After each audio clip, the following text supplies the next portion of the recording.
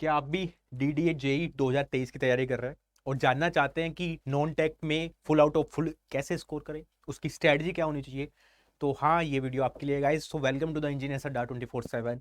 मेरा नाम है अभिषेक कौशिक। आज हम बात करने वाले हैं क्योंकि आपको पता ही है 2023 का DDA का आपका एग्जाम आ चुका है ना। तो वहां से हम कैसे नॉन टेक में full out of full score कर सकते हैं वो थोड़ी बात कर लेते हैं, ठीक है। तो उसमें आपको पता ही है कि 40 नंबर का नॉन टेक आ रहा है, 80 नंबर का टेक्निकल आ रहा है। तो कैसा अच्छा किया जा सकता है वो बात कर लेते हैं, ठीक है।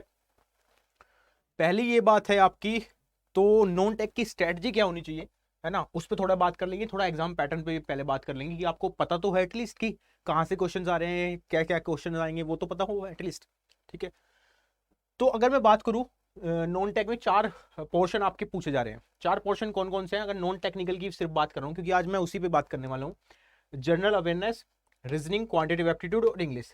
4 सब्जेक्ट अलग अलग आ रहे हैं, है ना, और उसमें कंपोजिट टाइम है। लेकिन अगर मैं बात करूं, टोटल 40 नंबर यहां से पूछे जा सकते हैं। अब ये डिस्ट्रीब्यूटेड नहीं है इसमें गाइस कि 10-10 नंबर आएंगे, 11-11 आएंगे, 12-12 आएंगे। वो डिपेंड करेगा आपके एग्जाम पे, ठीक है। बट अगर मैं बात करूं, 40 नंबर यहां से सिक्योर होंगे। 40 ही क्वेश्चन हैं, आपको पता है। तो अब कंपोजिट टाइम कितना है? 120। 120 क्वेश्चन आएंगे टोटल। 80 क्वेश्चन फिर आपके हो गए टेक्निकल वाले।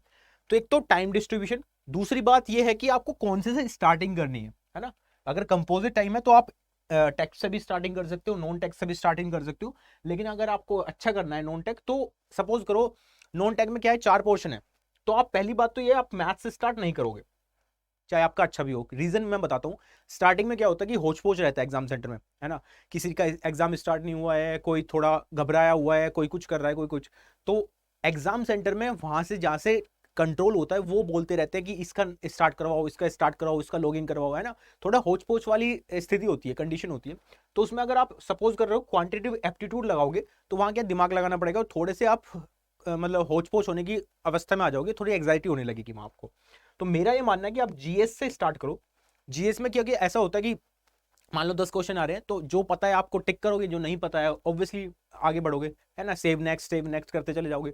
ऑनलाइन पेपर है तो फायदा ये हो जाता है, जैसे आपने जनरल अवेयरनेस का क्वेश्चन पढ़ा और मान लो वो स्टेटिक का क्वेश्चन है, और अगर आपने पढ़ रखा है पहले तो आप टिक कर दोगे तुरंत उसको। नहीं पढ़ रखे तो आप क्या करोगे, स्किप करोगे और आगे बढ़ जाओगे, स्किप करोगे आगे बढ़ जाओगे। करंट अफेयर्स का क्वेश्चन आया, आपने पढ़ा हुआ है तो आप टिक कर दोगे, नहीं तो एज सिंपल छोड़ दोगे, है ना।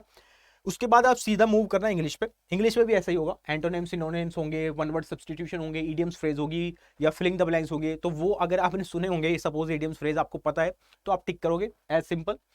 बाकी ये दोनों सब्जेक्ट ऐसे हैं, एप्टी वाला और रीजनिंग वाला। इसमें क्या है, आपको सोल्व करना पड़ेगा। आप सोल्व करोगे तो टाइम इन्वेस्ट होगा।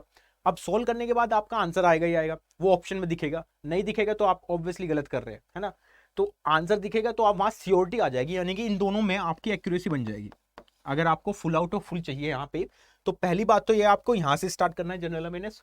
अभी ये काम जो है सीधा एग्जाम में मत करना बस, है ना। आप सभी से रिक्वेस्ट है, आप क्या करना है, इसको मॉक टेस्ट में अप्लाई करके देखना कि कहाँ से स्टार्टिंग करने पे ज्यादा नंबर आ रहे हैं। सपोज आप, मेरा जो मानना है, आप यहाँ से करना, 1 इसको दे देते, 2 इसको दे देते। इन दोनों में से जो अच्छा है वहां से स्टार्टिंग करो। सपोज आपका रीजनिंग अच्छा है तो 3 रीजनिंग को दे दो, मैथ्स अच्छा है तो 3 मैथ को दे दो। तो 3 और 4 इनमें ऑब्लिक लगा देता हूं मैं, ठीक है। फायदा ये हो जाएगा दोनों में से, क्योंकि यहाँ पे जैसे ही आप अटेम्प्ट कर रहे हो कोई भी क्वेश्चन, तो वहां आंसर आएगा। आंसर आती है आपको दिखेगा ऑप्शन में, नहीं दिख रहा है तो फिर यानी कि आप गलत यूज कर रहे हो कॉन्सेप्ट, सिंपल सी बात है। लेकिन इन दोनों में क्या होता है कि सपोज आपने इंग्लिश में लगा दिया फिलिंग द ब्लैंक्स, आपको पढ़ के ऐसा लगा कि हाँ ये शायद हो सकता है ना। क्योंकि एंटोनिम सिनोनिम्स आपने देखा, अच्छा ये तो पॉजिटिव वाइब दे रहा है, तो मैं टिक कर देता हूँ, है ना। 2 ऑप्शन को आपने एलिमिनेट कर दिया, 2 में आपने रिस्क ले लिया। तो वहां क्या है, वहां आपकी एक्यूरेसी थोड़ी डामाडोल हो जाती है ना। तो आपको करना क्या है, सिंपली ये दोनों सब्जेक्ट पे तो अच्छा करना ही पड़ेगा, कमांड करनी पड़ेगी रीजनिंग और मैथ्स पे। और रीजनिंग और मैथ्स को आपको अच्छा करने के लिए थोड़ी सी प्रैक्टिस करनी पड़ेगी। डेली क्लासेस होती है, आपको पता है, 10 बजे यूट्यूब पर फ्री ऑफ कॉस्ट है, वो आप ज्वाइन कर सकते हो। तो मेरा ये मानना है, मतलब टाइम तो मैंने आपको बता दिया कि किस तरीके से डिनोट करोगे आप, है ना। फर्स्ट इसको, सेकंड इसको, थर्ड फोर्थ में आप जो भी अच्छा है उस पर टिक कर सकते हो। बाकी ये 40 में से 40 आ सकते हैं, पहली ये बात है। बट उसके लिए थोड़ा सा आपको जनरल अवेयरनेस पे एफर्ट मारना पड़ेगा, क्योंकि वहां करंट अफेयर्स के कौन सा क्वेश्चन आने वाला है कोई डिसाइडेड नहीं है। लेकिन इन दोनों सेक्शन में, रीजनिंग और मैथ्स एप्टी में, आपकी एक्यूरेसी बहुत अच्छी होगी। मान लो आपने 10 क्वेश्चन के 10 क्वेश्चन अटेम्प्ट किए, 10 के 10 आंसर आए, तो 10 के 10 नंबर मिलेंगे आपको। लेकिन इन दोनों में थोड़ा सा डाइसी सिचुएशन रहती है, आपको भी पता ही है। तो ये डाइसी सिचुएशन को आपको अच्छा करना पड़ेगा, इन दोनों को और मजबूत करना पड़ेगा कि कोई भी क्वेश्चन मेरे से मिस आउट ना हो, पहली बात तो ये। और इन दोनों क्वेश्चन को ऐसा नहीं होता कि आप सारे question stepwise step marking pick करोगे, है ना। ऐसा नहीं कि स्टेप वाइज स्टेप किया आपको तब जाके आपको आंसर मिलने वाला, नहीं। बहुत सारे टिप्स एंड ट्रिक्स मैं बताते रहता हूँ आपको कि यूनिट डिजिट से आप यूज कर सकते हो, यूनिट डिजिट का इस्तेमाल कर सकते हो, डिजिटल सम का इस्तेमाल कर सकते हो, ऑप्शंस एलिमिनेट कर सकते हो, है ना। बहुत सारे मेथड्स होते हैं क्वेश्चन को सोल्व करने के लिए, है ना, क्वेश्चन आंसर तक पहुंचने के लिए। क्योंकि अगर आपको आंसर तक पहुंचना है, जरूरी नहीं है ये रास्ता है, आप इस वे के थ्रू जा सकते हो, इस वे के थ्रू। बहुत सारे मेथड्स होते हैं, बहुत सारे तरीके होते हैं, वो आपको प्रैक्टिस बाय प्रैक्टिस जैसे जैसे करते जाओगे आपको चीजें पता चलती रहेंगी। तो अगर आप चाहते हो 40 में से 40 निकालना, तो डेली क्लास में आओ। बट अगर आप चाहते हो टारगेटेड वे में स्टडी करना, तो उसके लिए अवेलेबल है क्लासेस, आपको पता ही है सभी को। ये आपके पास सबके महापैक्स अवेलेबल है, सिविल का, इलेक्ट्रिकल का, मैकेनिकल का, है ना, तीनों महापैक्स आपके पास अवेलेबल है। इसमें डीडीए का अलग से भी कोर्सेज है ना। और एक अलग से टारगेट बैच आपके पास सिविल का है। तो इन अगर आप सिविल के, तो सिविल का Y516 का कोड यूज करके आप सिविल के उस टारगेटेड बैच में आ सकते हो। इलेक्ट्रिकल मैकेनिकल का भी अवेलेबल है ना। तो करना कैसे है ज्वाइन, मैं बता देता हूँ तरीका। सिंपल सा तरीका है।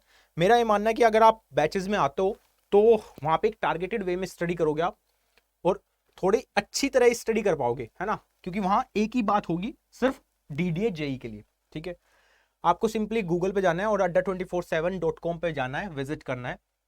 उसके बाद आपके पास ऑप्शन है ऑल कोर्सेज में जाके, जैसे ही आप जेई और एई एग्जाम्स पे क्लिक करते हो, ऑप्शन खुल जाता है इंजीनियरिंग महापैक का, जो मैंने आपको अभी आपको दिखाया। उसमें सारे एग्जाम्स मिलेंगे, तो डीडी वाला भी इंक्लूडेड है ऑलरेडी। बट अगर आप चाहते हो डायरेक्ट डीडीए पे जाना, तो डीडीए पे क्लिक करो। सिविल का बैच ये दिखाई दे रहा है आपको, और ये टारगेटेड बैच है आपका इलेक्ट्रिकल और मैकेनिकल का। तो जिस भी ब्रांच के आप हो उस पर क्लिक करना। एक मैं करके दिखा रहा हूं आपको, जैसे आप सपोज सिविल के हो, सिंपल करना है आपको, बाय नाउ पे क्लिक। ये जो प्राइस दिख रहा है ये बहुत ज्यादा है, तो इसको कम करने का तरीका क्या है, सिंपली यहाँ कूपन कोड लगा दोगे आप। कूपन कोड मैंने अभी आपको बताया Y516, Y516 आपने लगाया यहाँ, अप्लाई करा। अप्लाई करना जरूरी है, क्योंकि उसके बाद ही ये डिस्काउंट कूपन कोड इस्तेमाल होगा आपका। तो ये जैसे ही आप लगा देते हो, तो उसमें क्या करोगे आप, आई होप दिख रहा होगा आपको, 8,854 रुपए का डिस्काउंट मिल जाता है। 2644 में आप इनरोल कर जाओगे, है ना। 77% ऑफ इसमें मिल जाता है आपको, 77%, जो कि काफी ज्यादा है। और अगर आप ऐप से लेते हो तो कॉइन्स कुछ बचे होंगे आपके पास एप्लीकेशन में, तो वो 78 हो जाता है फिर वो, है ना। तो 2644 में आप इनरोल कर सकते हो डीडी के जेई बैच में, और वो टारगेटेड बैच होगा, तो उसमें नॉन टेक टेक दोनों इंक्लूडेड होंगे आपके।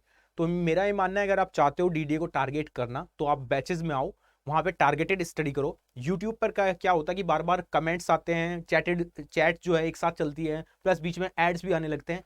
यहाँ विदाउट एड रहेगा, और जो भी आपकी प्रॉब्लम है उसको डायरेक्ट टारगेट किया जाएगा, ठीक है। आई होप ये क्लियर होगा आपको, और मिलते हैं बैचेस में। तब तक के लिए bye bye, take care and have a nice day guys.